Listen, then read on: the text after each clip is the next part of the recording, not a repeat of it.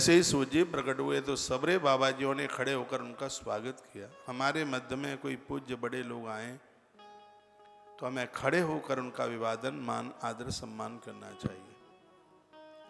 दरवाजे पर कोई आवे उसे बैठने को ना कहें, उसको जल पीने को ना दें, तो ऐसा व्यक्ति हमारे पुण्यों को लेके चला जाता है, उससे हमारे पुण्य क्षीण होते हैं। इसलिए आने वाले आगंतुक का रेस्पेक्ट, स्वागत, सम्मान हो, जल दें, पानी दें उसे पीने के लिए।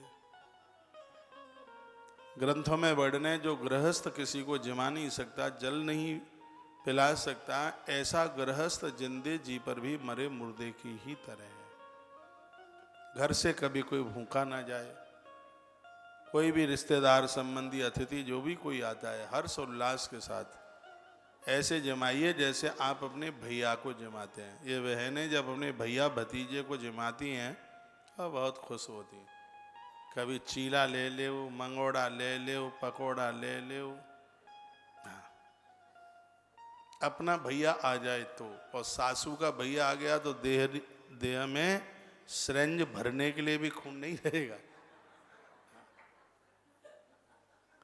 खुश होइए जब कोई आपके घर जीवने को आवे अतिथि द्वार पर करो सकल सम्मान। ये बात कल मैंने जयपुर में बोली थी उन माताओं के बीच में जो कार्तिक स्नान कर रही हैं। मैंने बोला था कि 2 लोटा पानी मूड पे डारे थे कछुनाएं हुई है।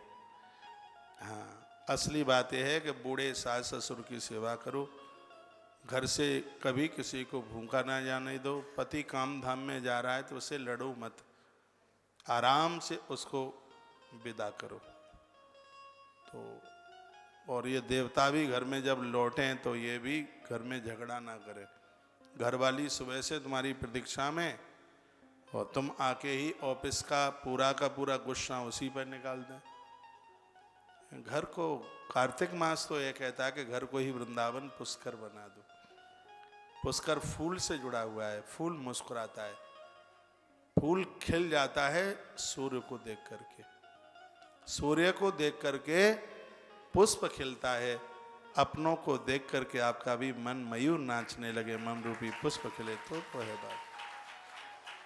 मुंह लटक जाते हैं, बेटा बाहर रहता है, इंजीनियर है, घरवाली भी इंजीनियर है, बाहर रहते हैं, दूर रहते हैं बाहर। कभी कभी बेचारे मम्मी पापा बच्चों की याद आती है, चले जाते हैं तो उनका मुंह लटक के तुमड़ा हो जाता है। पता नहीं क्यों ऐसा होता है। ये तो तुम्हें प्रसन्नता होनी चाहिए, तुम्हारे घर मम्मी पापा नहीं, गौरी शंकर आए हैं, भगवान आए हैं। चाहे तुम किराए पे रह रहे हो चाहे अपने में रह रहे हो, तुम्हारे घर का दोष समाप्त हो जाएगा। उनके आने पर अति प्रसन्नता होनी चाहिए, गुदगुदी हो, खुश हो, प्रसन्न हो। सूत जी महाराज पधारे, सबने खड़े होकर स्वागत किया, चरणों में बैठ गए और कहा, अज्ञान ध्वांत विध्वंस कोटि सूर्य समप्रभ। वक्ता की वाणी में एक एक शब्द में इतना ओज होता है कि करोड़ों सूर्यों से बढ़कर के होता है। वाणी का एक शब्द निकला हुआ, उस शब्द की कितनी ताकत है। कोटि सूर्य समप्रभा, 1 करोड़ सूर्य के समान एक शब्द होता है।